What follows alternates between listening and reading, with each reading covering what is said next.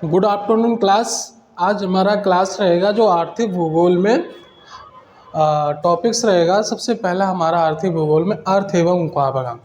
पहले ये जानते हैं कि आर्थिक भूगोल क्या होता है, यानी कि आर्थिक भूगोल क्या होता है। तो इसके जानने से पहले हम सबसे पहले आते हैं भूगोल। भूगोल का मतलब है भू प्लस गोल, यानी कि पृथ्वी गोल है।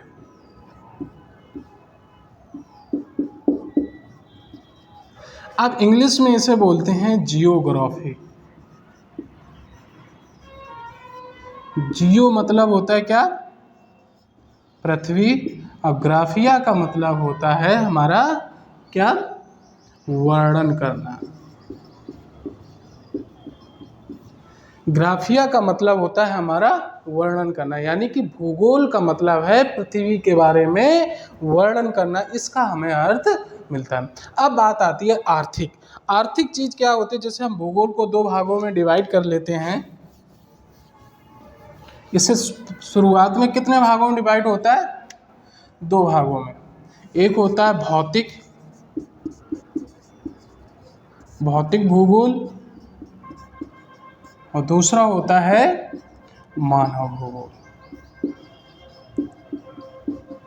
भौतिक में क्या होता है कि जो चीजें हम प्रकृति के जरिए से निर्धारण होती हैं वह भौतिक, और मानव के जरिए से निर्धारण होती है पृथ्वी पर, उसे हम मानव भूगोल के कहते हैं। जैसे भौतिक भूगोल में स्थल मंडल, जल मंडल, वायुमंडल, समुद्र विज्ञान, इन सब चीज़ों के बारे में हम अध्ययन करते हैं कि स्थल की बनावट कैसी है, नदियाँ कहाँ हैं, पठार कहाँ, यानी कि नेचर की चीज़ें।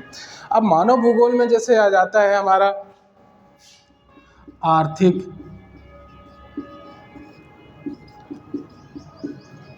राजनैतिक, सैन्य, इस प्रकार से कई एक ऐसे आते हैं जिसमें हम अध्ययन करते हैं।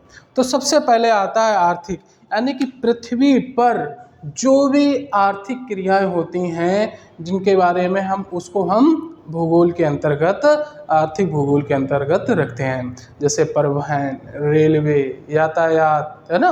और जैसे हमारा आ जाता है आगे कोयला की खदानें, लोहे की खदान, जितनी समस्त जो हम सूती वस्त्र से लेके गेहूं उत्पादन, चावल उत्पादन, ये सभी वस्तुएं जो हम मानो जो हम आर्थिक यानी कि लेन देन क्रिया को चालू रखता है, उसके आधार पर हम आर्थिक भूगोल में हम पढ़ेंगे। यानी कि इससे अर्थ स्पष्ट होता है, आर्थिक भूगोल में पृथ्वी पर वो समस्त चीज़ें जो हम आर्थिक यानी कि लेन देन, या हम जिसे कह सकते हैं एक दूसरे से जो हम जीवन यापन करते हैं, उसको मानव के जरिए से जो जीवन यापन होता है उसको हम किस में रखते हैं, आर्थिक भूगोल में।